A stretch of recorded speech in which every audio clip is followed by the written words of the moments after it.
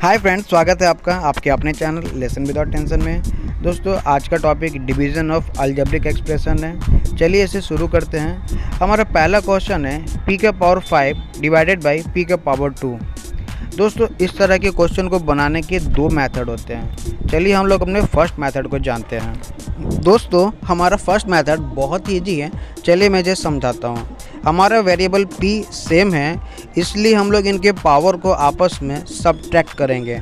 5 में से 2 माइनस करने से हमें मिलेगा 3 और हमारा आंसर होगा p का पावर 3। तो दोस्तों, ट्रिक आपको कैसी लगी कमेंट में बताएं।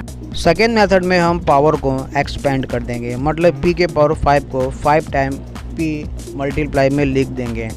ऐसे ही p के पावर 2 को भी p हम 2 बार मल्टीप्लाई में लिख देंगे। अब हम इन्हें कटाएंगे। पहले p से पहला p कटा, दूसरे p से दूसरा p, और अब हमारे पास में बचा है p मल्टीप्लाई p यानी 3 बार p। दूसरे शब्दों में हम इसे बोल सकते हैं हमारा आंसर p का पावर 3 होगा। कैसे लगी ट्रिक आपको मुझे कमेंट में बताएं। हमारा सेकेंड क्वेश्चन है y के पावर 6 डिवाइडेड बाई y के पावर 5। पहले ट्रिक ये कहती है कि पावर को हम सब्ट्रैक्ट कर लेते हैं। तो हमने 6 में से 5 को माइनस किया तो हमें आंसर मिला y के पावर 1। अब हम यहाँ पे सेकेंड मेथड का यूज़ करेंगे, और सेकेंड मेथड आपको मालूम है पावर को एक्सपेंड करना होता है। y के पावर 6 है, इसलिए हम लोग y को 6 टाइम मल्टीप्लाई में लिख लेंगे, और डिवाइड में y के पावर 5 है तो हम y को भी 5 टाइम यहाँ पे लिख लेंगे। और अब हमें करना ये है कि हम y से y को कैंसिल करेंगे। फर्स्ट y से फर्स्ट y गया, सेकेंड से सेकेंड, थर्ड से थर्ड, फोर्थ से फोर्थ और फिफ्थ से फिफ्थ। अब हमारे पास में ऊपर में ओनली एक ही y बचा हुआ है। जी हाँ, y का पावर 1। तो हमारा आंसर y का पावर 1, या इसे हम y भी कह सकते हैं, हुआ। हमारा नेक्स्ट क्वेश्चन है p का पावर 6 डिवाइडेड बाई q का पावर 4। यहाँ ध्यान देने वाली बात ये है p और q दोनों सेम नहीं है।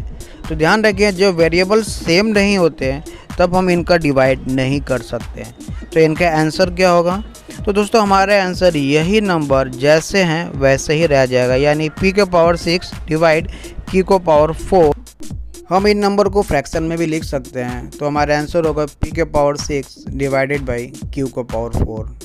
हमारा क्वेश्चन है 12d के पावर 3 माइनस 6d के पावर 4, और इन दोनों को डिवाइड करना है 3d के पावर 2 से। जैसा कि मैंने आपको बताया था, 12d के पावर 3 माइनस 6d के पावर 4, ये दोनों नंबर 3d के पावर 2 से डिवाइड होंगे, इसलिए हमने इसको यहाँ पे लिख लिया है। दोस्तों, यहाँ पे हम लोग सेकेंड मेथड का यूज़ करेंगे।